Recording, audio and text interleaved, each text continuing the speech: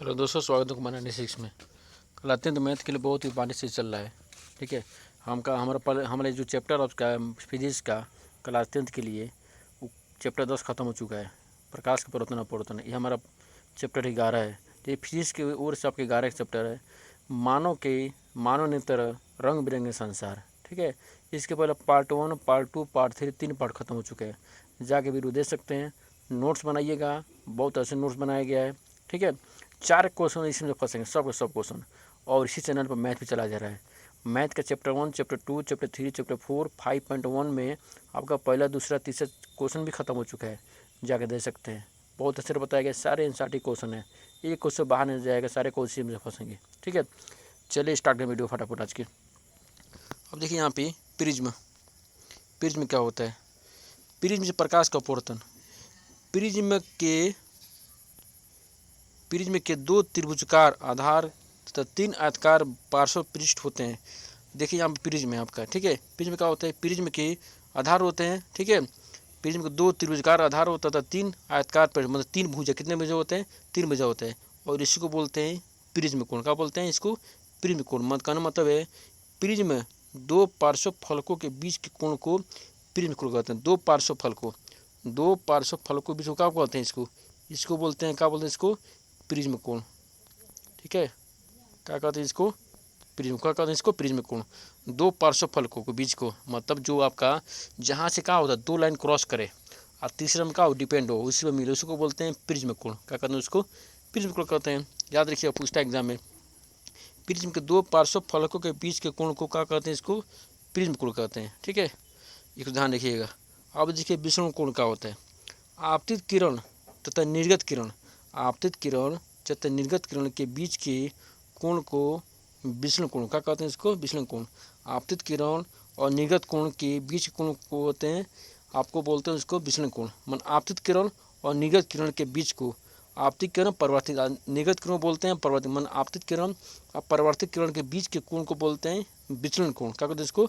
विचलन कोण। ठीक है, देखिए बनाएगा, फिगर बना लीजिए इसको। ठीक है, ज़्यादा दिन पूछता है, कैल पूछता है 1 नंबर का क्वेश्चन का विचलन कोण किसे कहते हैं?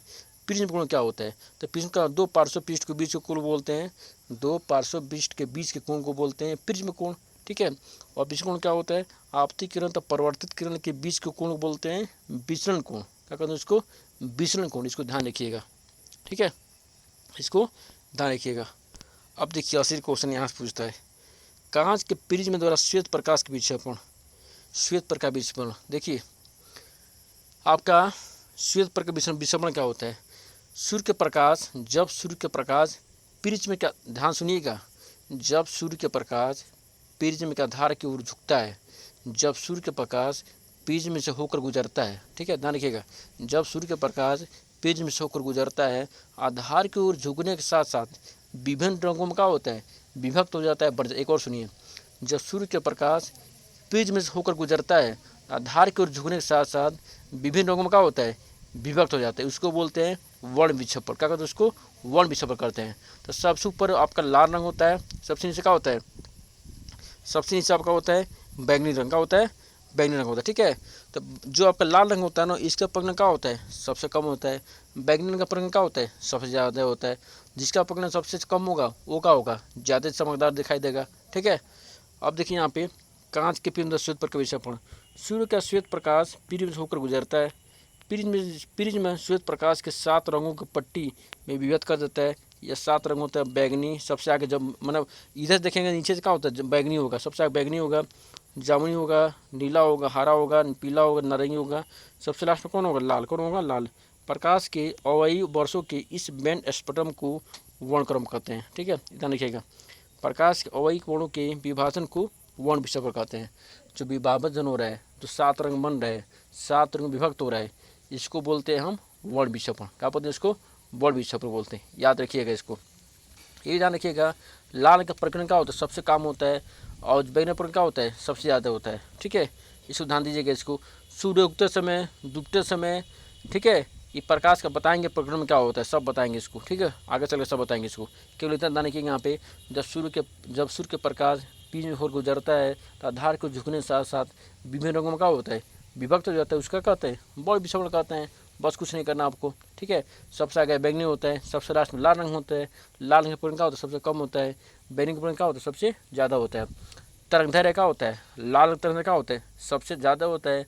अब बैंगनी तरंग क्या होता है, सबसे कम होता है। इस ध्यान दीजिए, जिसका प्रकरण सबसे कम होता है वो क्या होता है, बहुत दूर से दिखाई देता है। इसलिए देखते हैं वो जहाँ पे सिग्नल ऑन होता है वहाँ पे क्या होता है, रेड लाइट लगाया जाता है, ठीक है। इसको ध्यान दीजिएगा, इसको ध्यान दीजिएगा, ठीक है ना। जो श्वेत प्रकाश होता है, जो श्वेत प्रकाश, उसी में 7 रंग होते हैं। ध्यान देखिए, श्वेत प्रकाश ही 7 रंग निकलते हैं। श्वेत प्रकाश देखिए यहाँ पे, श्वेत प्रकाश ही आपका निकलते हैं यहाँ पे 7 रंग। तो श्वेत प्रकाश होता है ना, उसी से 7 निकलते हैं। श्वेत प्रकाश से ही 7 निकलते हैं, इसको ध्यान दीजिएगा जरूर, ठीक है। और देखिए, अगले बार मैं टॉपिक जो पढ़ाऊँगा अगले बार, वायुमंडलीय अपवर्तन क्या होता है, ठीक है। आकाश नीला क्यों होता है, पानी नीला क्यों होता है, आकाश सफ़ेद क्यों होता है, ठीक है। सूर्य उगते समय डूबते समय लाल क्यों दिखाई देता है, सूर्य उगते समय डूबते समय नीचा क्यों दिखाई देता है, ठीक है। समुद्र जो आपको तालाब में मछलियाँ होती है ऊपर क्यों दिखाई देती है, ठीक है। आपका जो चंदन पर जाएंगे तो आकाश रंग कैसे दिखाई देगा, दोपहर में आपको आकाश रंग कैसे दिखाई देगा, सूर्य सीधे रेखा में होगा। सब ये टॉपिक आपके, तारे क्यों टिमटिमाते हैं, और अगर में सूर्य विलंबित सूर्य, सूर्य उगने से पहले डूबने के बाद तक क्यों दिखाई, लालमा क्यों दिखाई देता है, ठीक है। तारों को आंतरिक स्थिति कुछ ऊंचाई प्रतीत होता है, गर्म वायु से होकर गुजरने वस्तु का बासी स्थिति प्रवृत्त होना, सब क्या अगला टॉपिक के लिए, ठीक है। इसको ध्यान दीजिएगा। और मैथ के लिए, साइंस के लिए चैनल पर है, सब्सक्राइब कर लीजिएगा, लाइक शेयर कमेंट जरूर कीजिएगा, ठीक है। तो मिलता अगले वीडियो में, तब तक के लिए जय हिंद, जय भारत।